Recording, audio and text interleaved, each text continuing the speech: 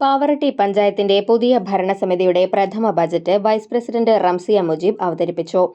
പാവറട്ടിയുടെ പ്രത്യേക സാഹചര്യം കണക്കിലെടുത്ത് അടിസ്ഥാന ആവശ്യങ്ങളായ റോഡിനും കുടിവെള്ളത്തിനും മുൻഗണന നൽകിയും ടൗൺ നവീകരണത്തിന് പ്രാമുഖ്യം കൊടുത്തും തെങ്ങ് കൃഷിയെ പ്രോത്സാഹിപ്പിക്കുന്നതിന്റെ ഭാഗമായി തേങ്ങയിൽ നിന്ന് മൂല്യവർദ്ധിത ഉൽപ്പന്നങ്ങൾ ഉണ്ടാക്കുന്ന നൂതന പദ്ധതിക്ക് രൂപം നൽകിയുമാണ് ബജറ്റ് അവതരണം.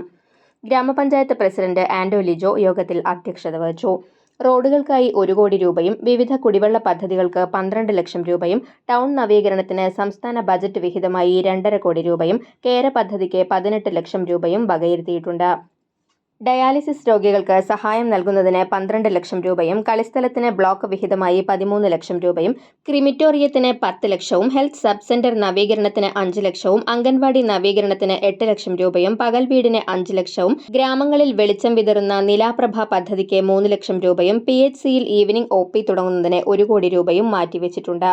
ജില്ലാ ബ്ലോക്ക് വിഹിതം, MP, MLA വിഹിതം എന്നിവയിലൂടെ 5 കോടി രൂപയും പ്രതീക്ഷിക്കുന്നു. ഈ ഫണ്ടുകൾ ഉപയോഗിച്ച് കോഴിത്തോട് ബൈപ്പാസ്, തീരദേശ റോഡ്, ടൗൺഹാൾ ഉൾപ്പെടുന്ന cultural complex, buds school, Poocheri തോട് നവീകരണം തുടങ്ങിയ ബൃഹത് പദ്ധതികളും ബജറ്റിൽ വിഭാവനം ചെയ്യുന്നുണ്ട്. യോഗത്തിൽ സ്ഥിരം സമിതി അധ്യക്ഷരായ ഉമ്മർ സലിം, VJ വർഗീസ്, സുഹറാബി ഹമീദ്, മെമ്പർമാരായ Saritha Rajeev, Sumayya Tharayil, Bindu Samson, Dhanya Sibil, Annie Sunny, Jils Pavaratty, Habeeb Ibrahim, Abhini Sasi, Kamaluddin Thoppil, KC Khadarmon, panchayat secretary S Sreekumar എന്നിവർ പങ്കെടുത്തു.